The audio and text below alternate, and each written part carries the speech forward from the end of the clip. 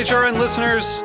As we celebrate our 15th year, we are deepening our commitment to giving voice to the next generation of food systems storytellers, and we need your help. Our internship and fellowship programs help activate new possibilities for underrepresented and underestimated young people through experiential journalism, audio engineering, and production training. Through these unique programs, HRN helps food equity stewards build essential workforce readiness skills that expand their potential and foster economic mobility. Please consider supporting these critical programs. And with a minimum donation, you can be entered to win a dinner for two at an amazing restaurant in one of 8 cities and tickets to a concert at a great venue in one of those cities. We have incredible partners across the country who have donated, as they also share our passion for helping to educate the next generation of food systems storytellers. Check out heritageradionetwork.org/15 to donate and enter to win today. That's heritageradionetwork.org/15 to donate and enter to win today. And make sure you donate before March 31st. Thank you. You're listening to Heritage Radio Network. HRN is food radio supported by you. Learn more at heritageradionetwork.org.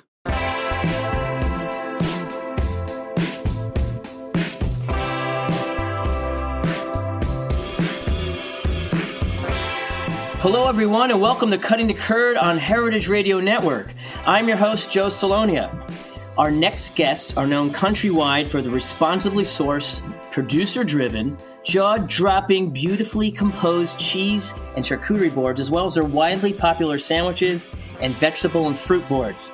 They have 2 shops. One is in sunny Santa Monica, California, and the other just opened in the seaside town of Carmel, California. It is my pleasure to welcome to Cutting the Curd, Sarah and Boo Sims. Sarah and Boo, welcome to Cutting the Curd. Hi, Joe. Hi, Joe. Thanks for having us. We're so excited. Yes, welcome. We are thrilled to have you here.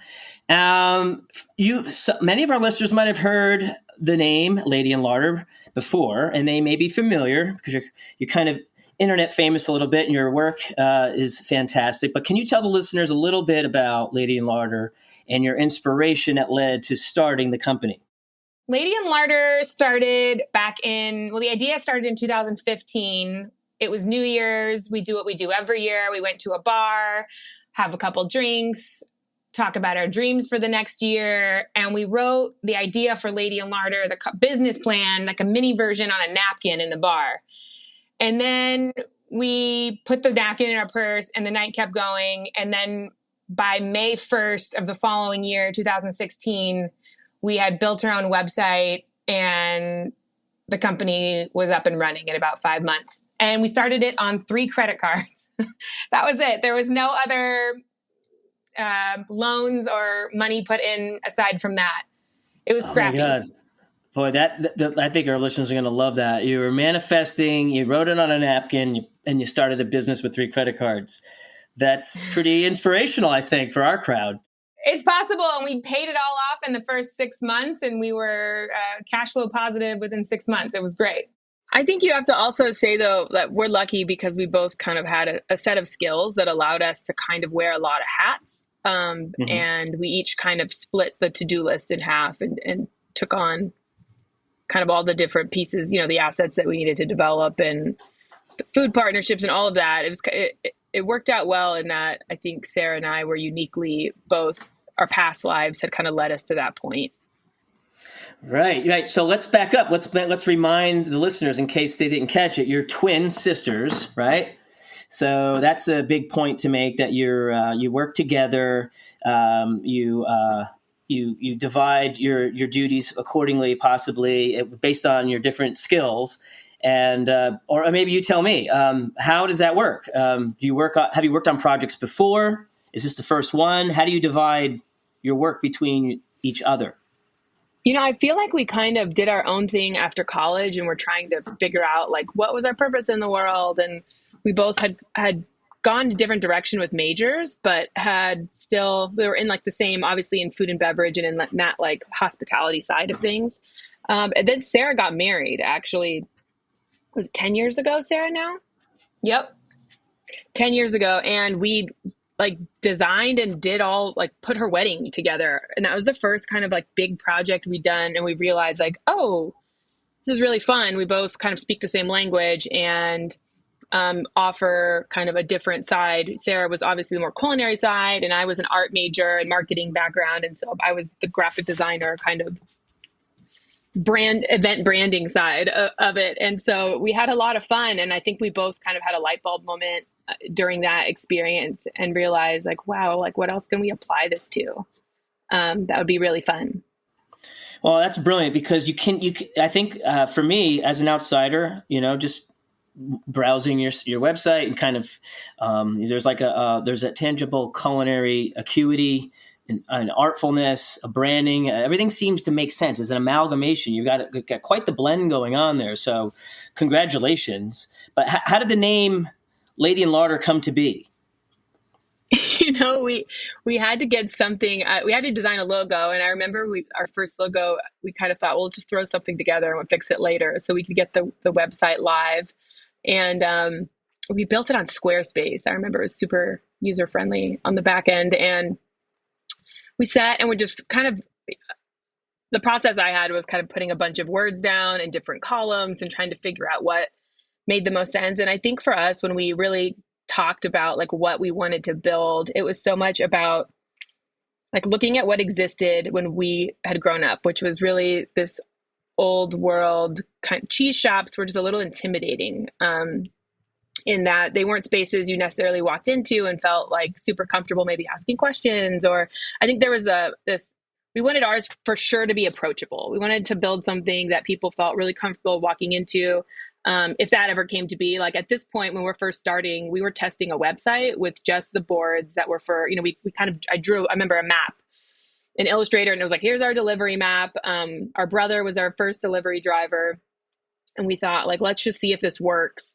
And so when we looked at the logo, it was like, how do we kind of humanize it and make it feel like not intimidating or too serious?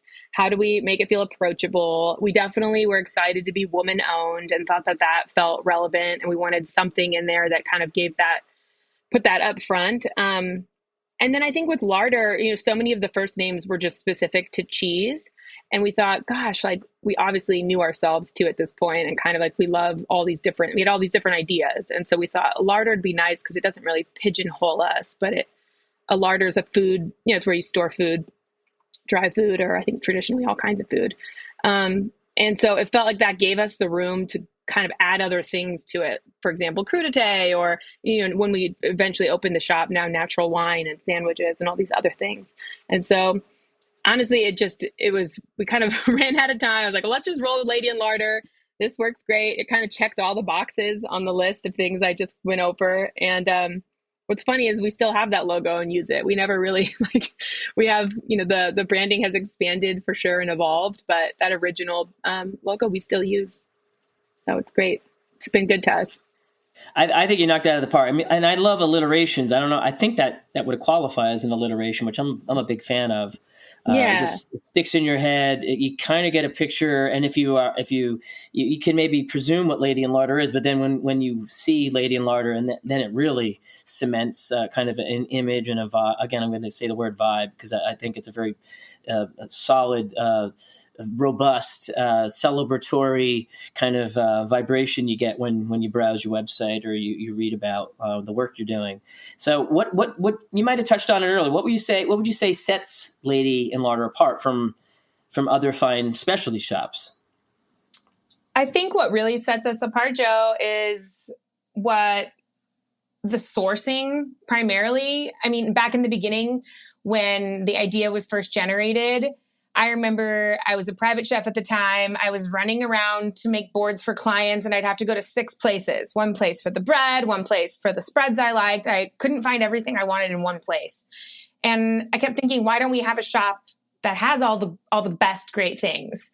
And so we really built a store that's a love letter to California, and it's 100% domestic. And the only reason that I really knew that would be possible for us is at the time in California, the only other person I knew that was doing it a decade ago was Sarah of Mission Cheese in San Francisco. She was the first domestic shop on the West Coast. And then there was Ann Saxelby, and she wasn't 100% domestic, but both of these women were incredible mentors to me. And I knew because they were doing it that it was possible to just do American cheese.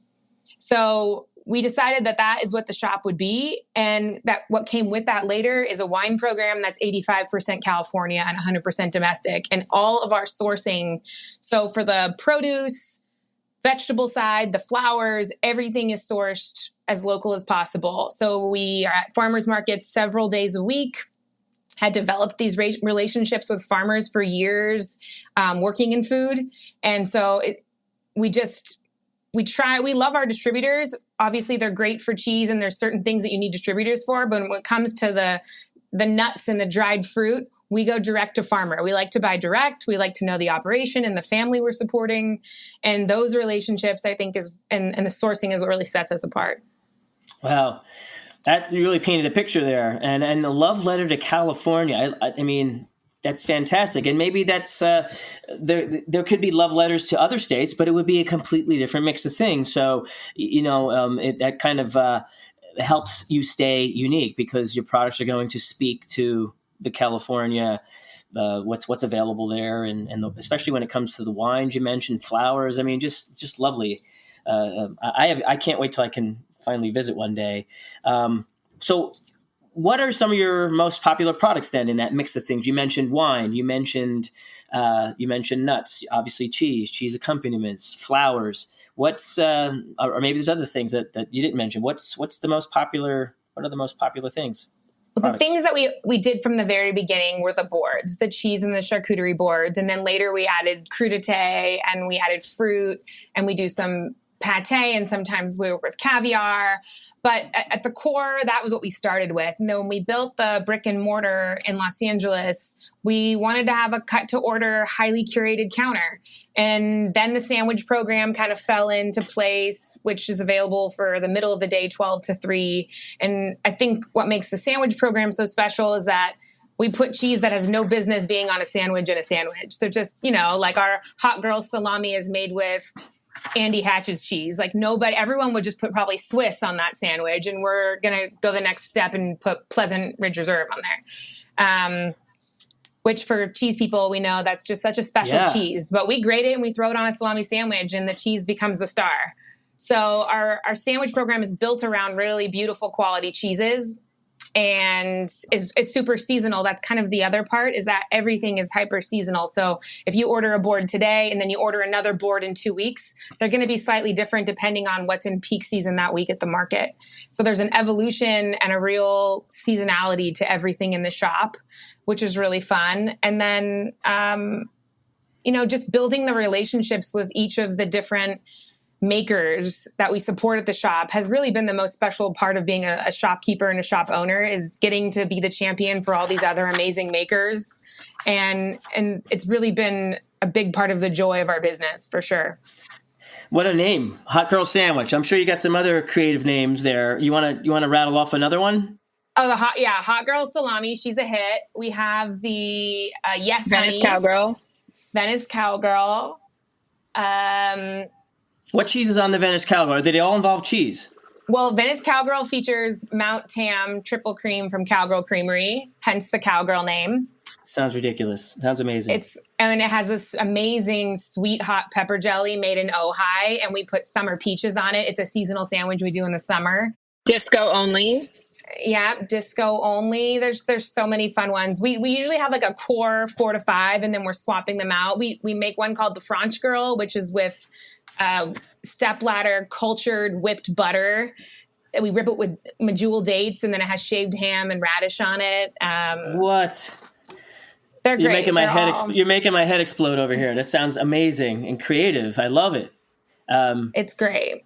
And you mentioned Upland's Pleasant Ridge Reserve. You mentioned earlier, right? On the hot girl salami. Yeah. Hot girl salami. It's on the disco only too, which is so good. We have that one right now.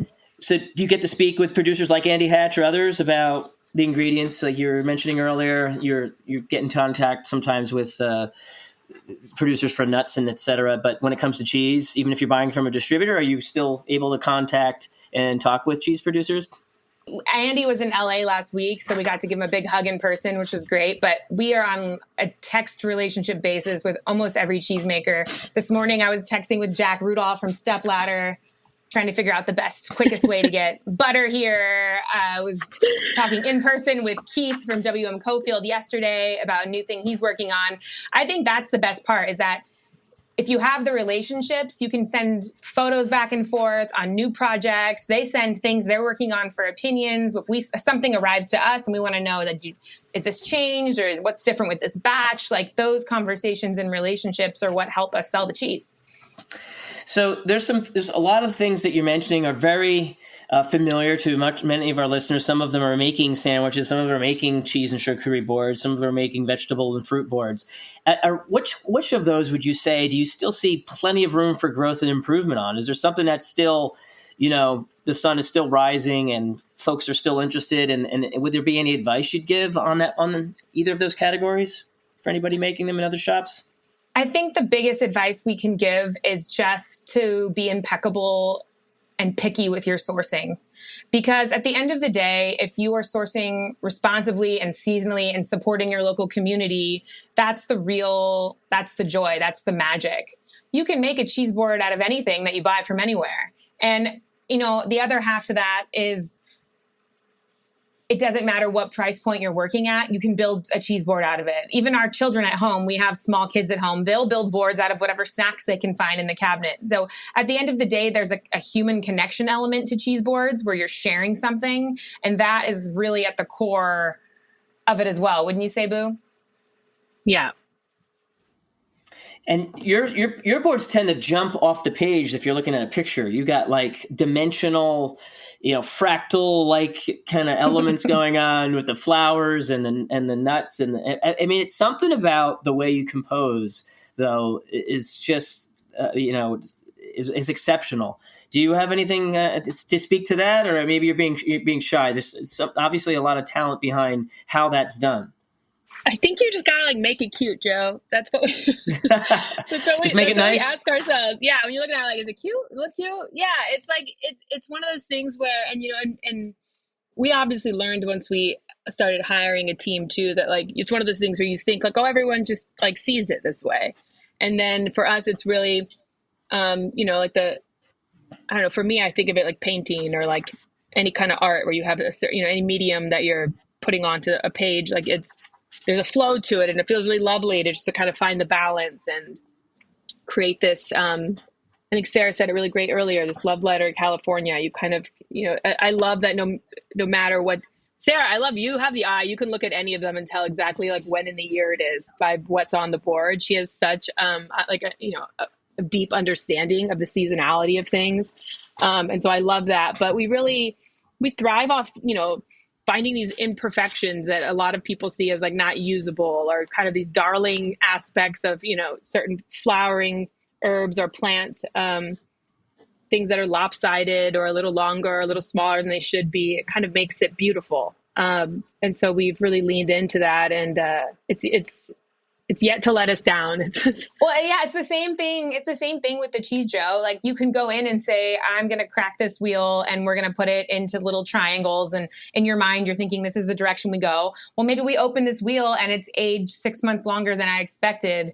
And it's super dry and wants to kind of shard and crumble. So the cheese tells you how it wants to be presented. So you can't force it. We try and let the imperfections flow, because at the end of the day, cheese is a living, breathing thing that sometimes batch to batch can really change on you. So we set parameters. We talk about care and the health of product. We want stuff to be in its really beautiful window, right? Peak. There's a window, a peak with produce, peak with cheese. We want to hit those places. We want to make sure everyone is serving them what we say is our golden rule at room temperature. It's the same when you're drinking wine. There's a sweet spot with temperature there too. So we find that our biggest, where the most energy should be spent, and we do spend, is trying to educate people along with our team and ourselves on how there's no stopping. We don't ever reach a point where we're oh, we've nailed it. This is it. We don't need to do it. We know exactly how this is done. Every day we're in here going, I was literally texting our team in LA this morning. I'm I just changed this. I think it's better. Let's roll with it, because we're constantly evolving. We're constantly pushing to be how can we be better?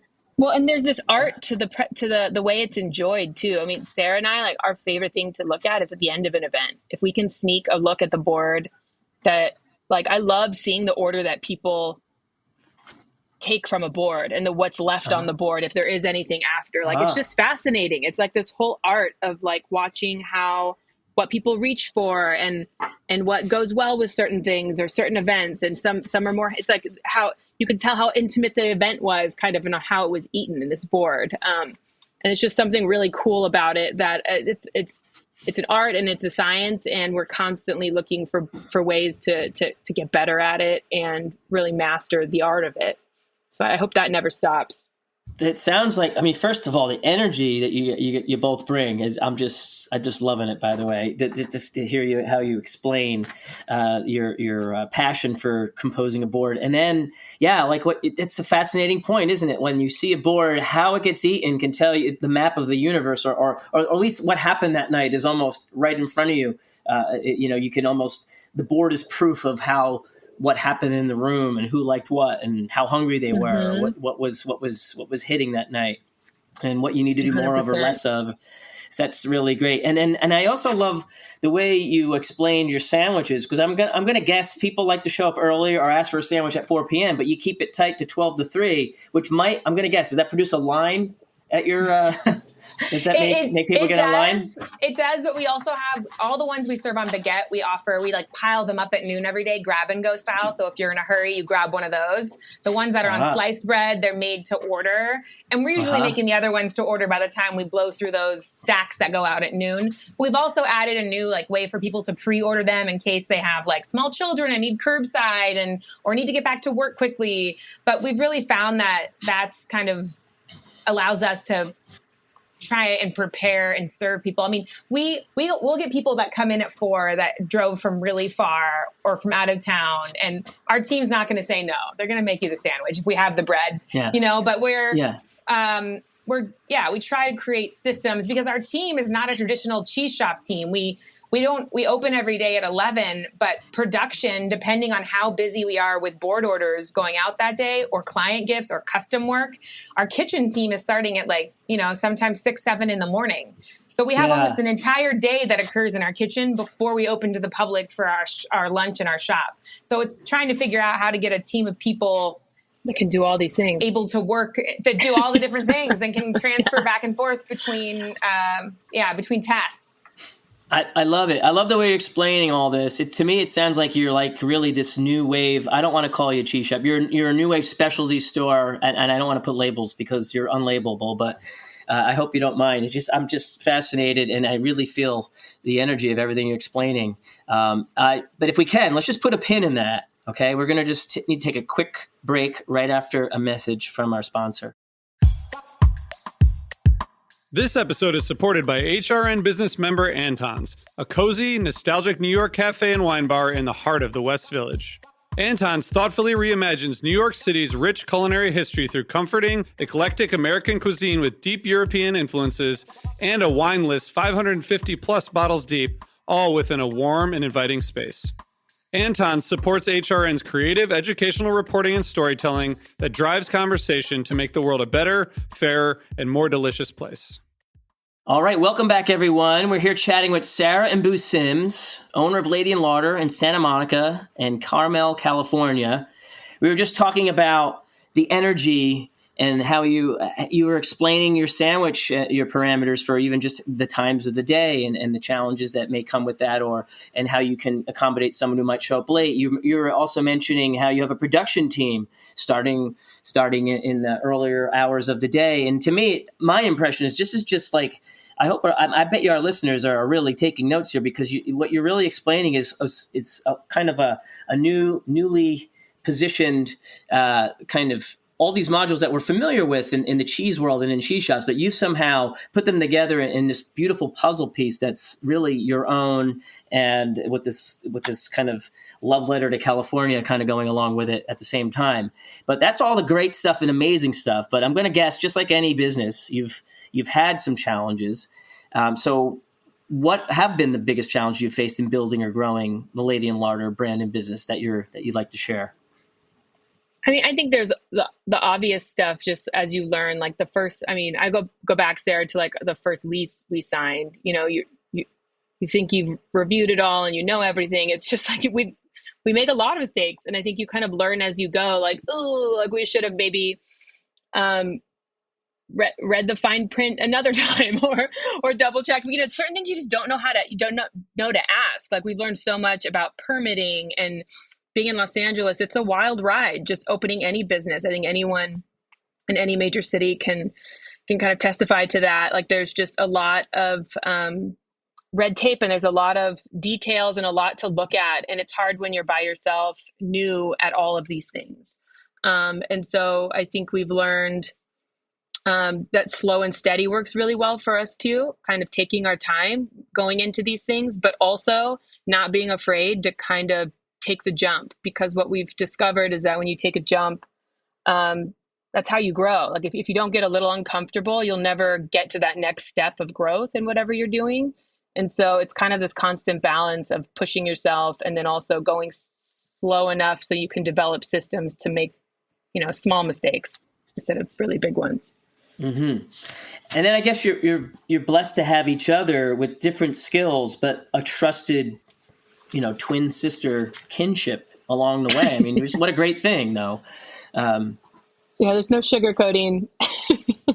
Yeah, I mean that's just again my hot take, but I'm going to guess that's one of your best strengths. It is. We're really lucky to have such trust in each other, and also a really honest working relationship. So it's not always easy, but I think what we've figured out, and this is probably good advice for anyone that's working with family or, life partners or anyone that they're close to, is like to develop. We're now almost 9 years into this, and we figured that developing lanes has really useful. So we have our lanes. We know what we're in charge of. If we're not agreeing on something, it goes to the person who's in charge of that area. And there's a trust there. So like, if I'm not entirely sure on that choice and Boo says, no, I know this is the right choice, I say, let's do it.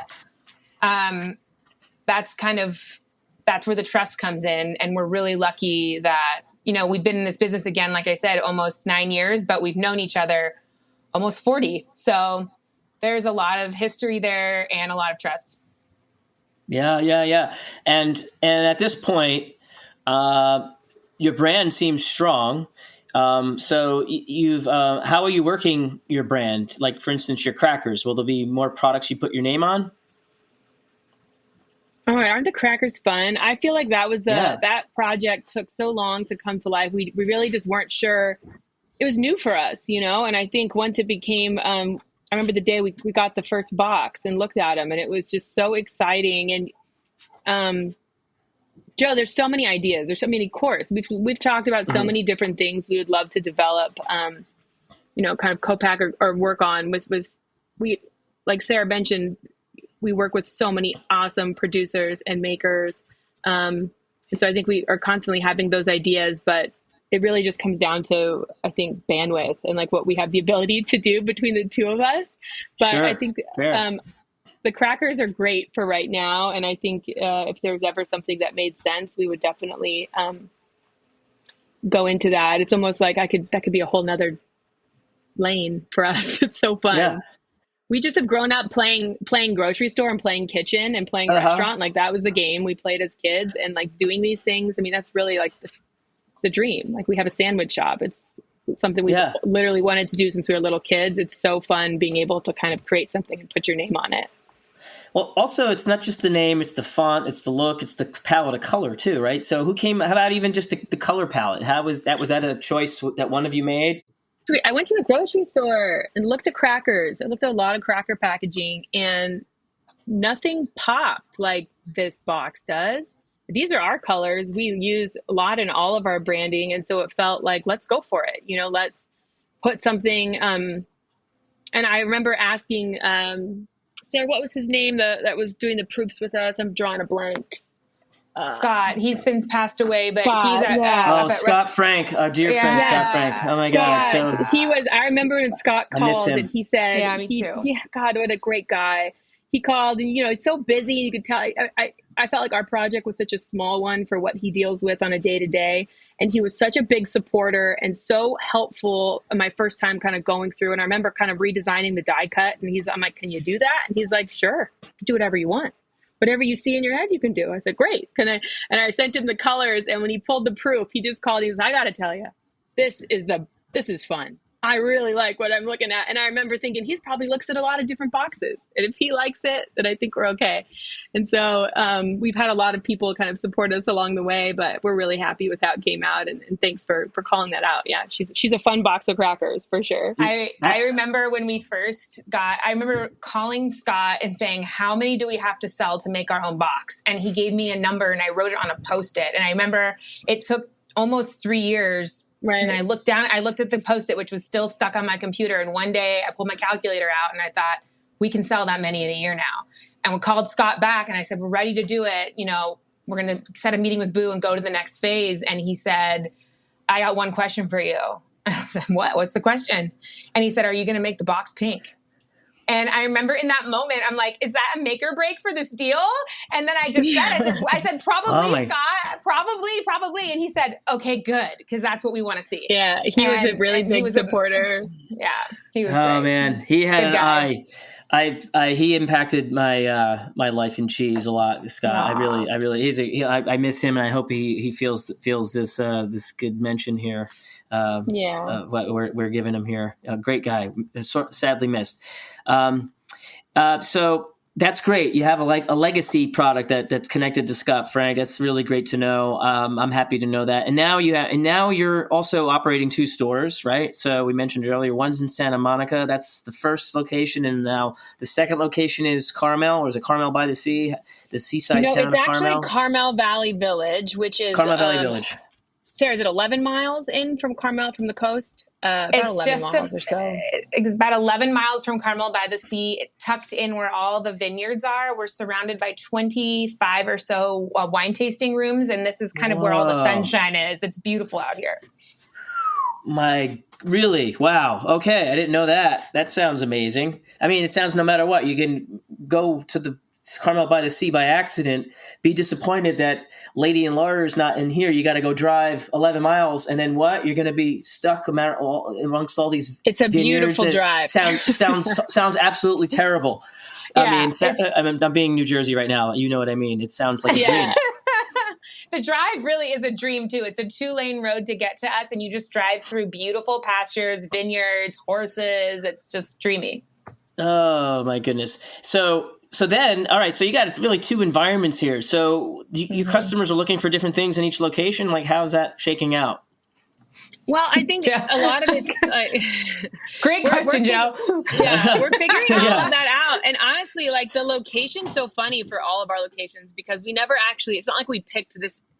You kind of go into it looking, Sarah and I always looking for the right spot. And it could have been by the sea. It could have been where it is now. Like, you're looking for like this location that feels right. And Sarah and I can feel it when we like walk into the space. You walk into a room and you're like, can you feel it in here? Like, and you know, it's a vibe. It's like, is the energy good in here? Does this feel like where we would do it? And a lot of times we looked at so many different things and everything just wasn't the right feel, or it needed like a ton of work that we obviously don't have, we didn't have the money for and didn't make sense. And then we found the spot kind of found us. And, our dad, who was our guy for everything, kind of our soundboard and our really great with numbers and, had been in the restaurant industry for so long. He's just feel like any question you have, he's the guy because he'd either seen it or been through it. And so he reviewed all of our leases for us too.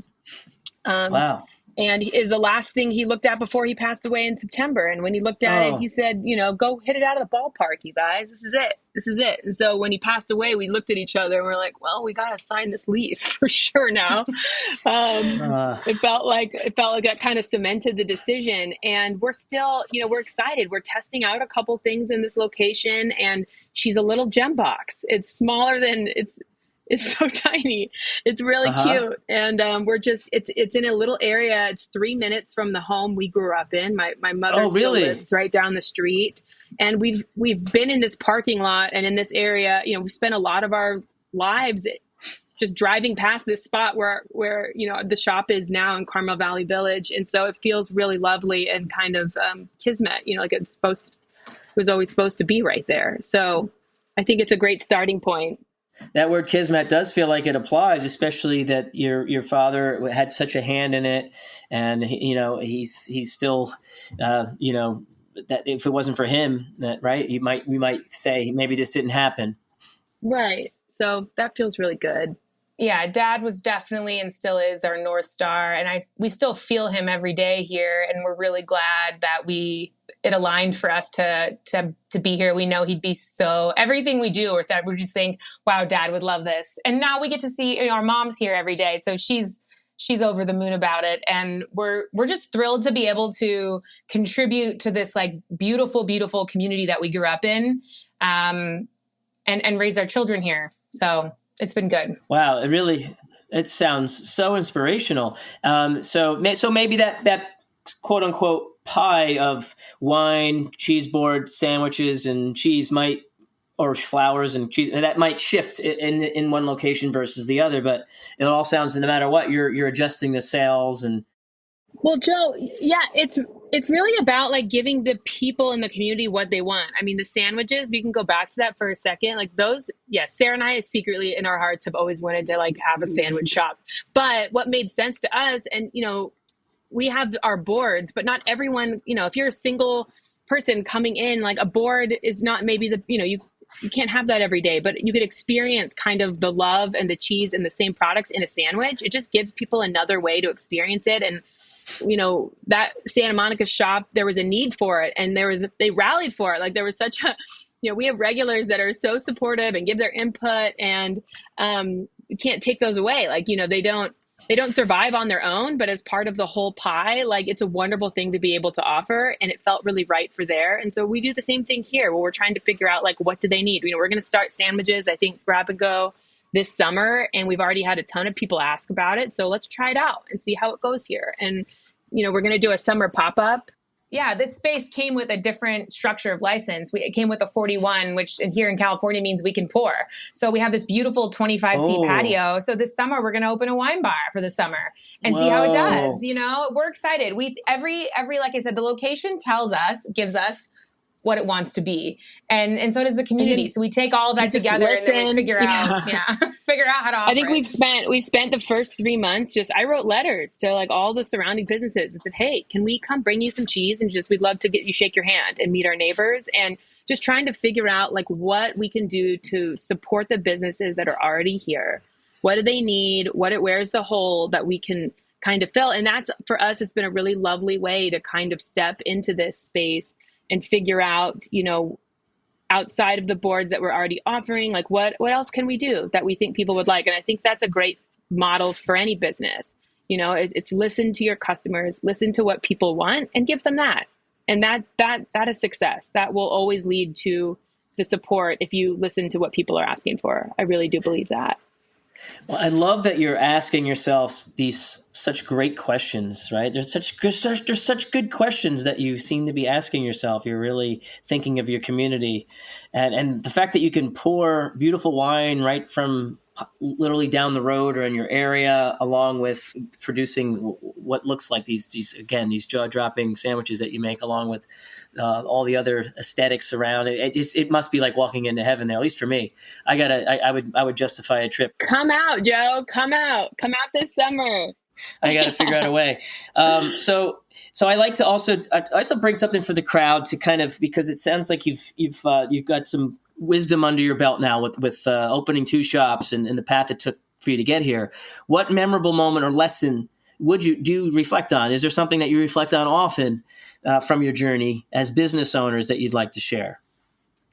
Just that in the very beginning, I remember my dad saying to us, let me know when you're ready for this cheese board thing to not be your hobby anymore. And when he said that, I never forgot what he meant was it's not a business unless it cash flows. It's just a hobby otherwise, right? It's not a business. So, and I remember sitting down in the beginning and thinking, okay, So we can make cheese boards, but we need to make cheese boards enough so that we can come and make cheese boards every day with a team of people. And there's been things like that have been really like made us go back. And you always have to go back and think like, if we're going to use the best stuff that exists, it's probably going to be the most expensive. So we have to make sure that we're telling the story and explaining to people why we're making these choices. And that we also work at an American cheese shop, which, you know, Joe, you work in imports. Like the price point of American cheese against imported cheese, there's a gap there.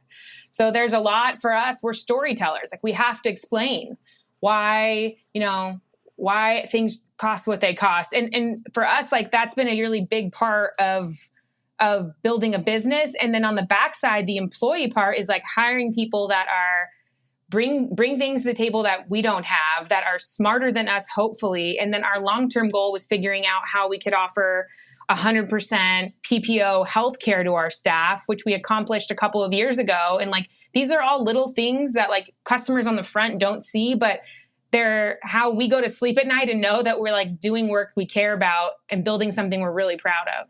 I think also just one more note, and I think it's really helped guide us to this point, is that we've had, and I won't mention names specifically, but like big companies that are like really big, amazing e-commerce companies that have offered us these, the ability to sell a custom product with them. And when it comes down to it, like what Sarah and I do is we support these American makers, and a certain, the sourcing that she mentioned is a huge part of our identity. It's what we offer.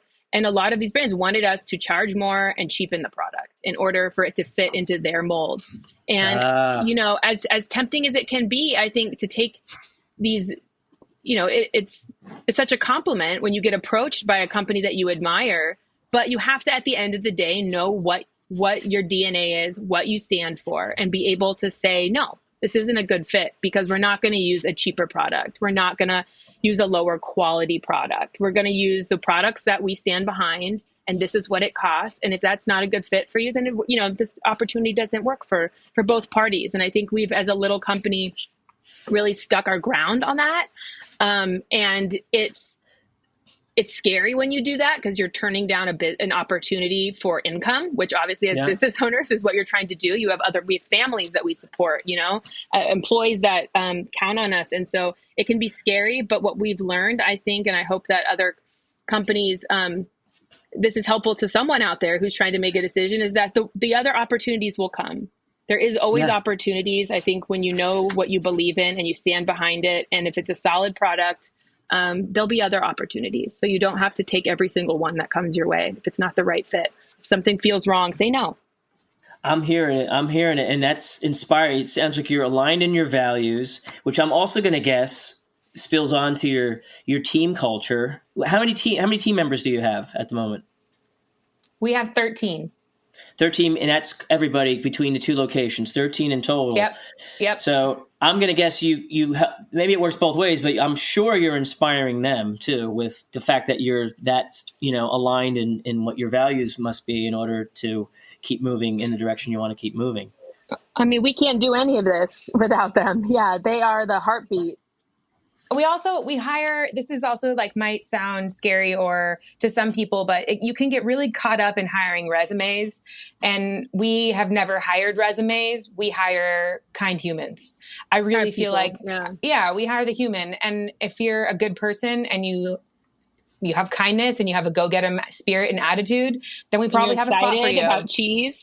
And we can teach you about cheese. That part's easy, but I can't teach you to be a good person. So you either have that or you don't. And so we tend to try and look past, like the resume will get you in the door, sure. But we get a lot of people that come to us that are trying to pivot, get out of a career they've been in, and they want to get into cheese because they're lifelong lovers of cheese. And we love those people because they're an empty slate. They want to learn. I love that. I mean, it's just that simple. Hire kind humans. I mean, if the world was filled with that, we wouldn't even we wouldn't have any anxiety. I love that. So what's your vision for the shop then for like the next few years or 5-10 years to come?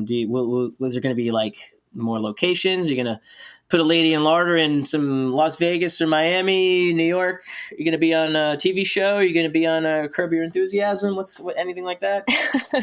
Joe, we never say never. We never say never to anything. You got to see what the universe brings, Joe. We're just going to keep doing what we're doing and see what comes our way. That's what's worked for us so far.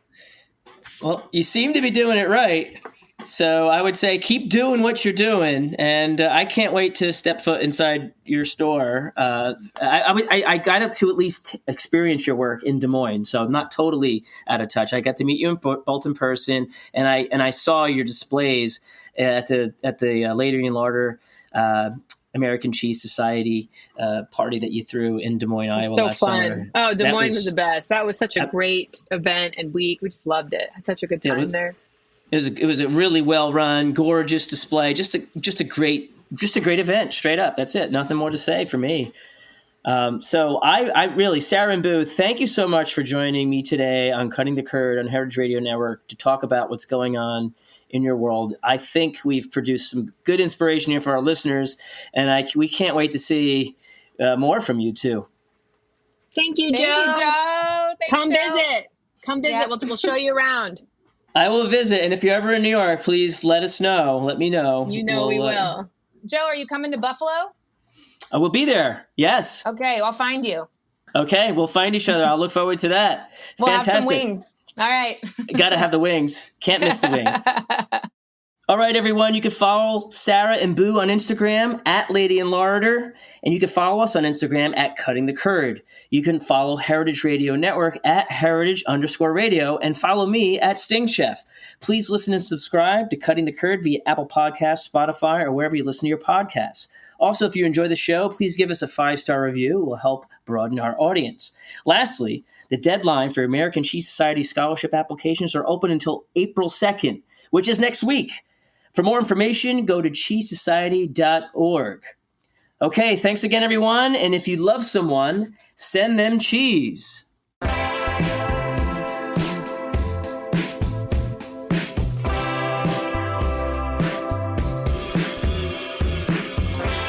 Cutting the Curd is powered by Simplecast. Thanks for listening to Heritage Radio Network, food radio supported by you. Keep in touch at heritageradionetwork.org/subscribe.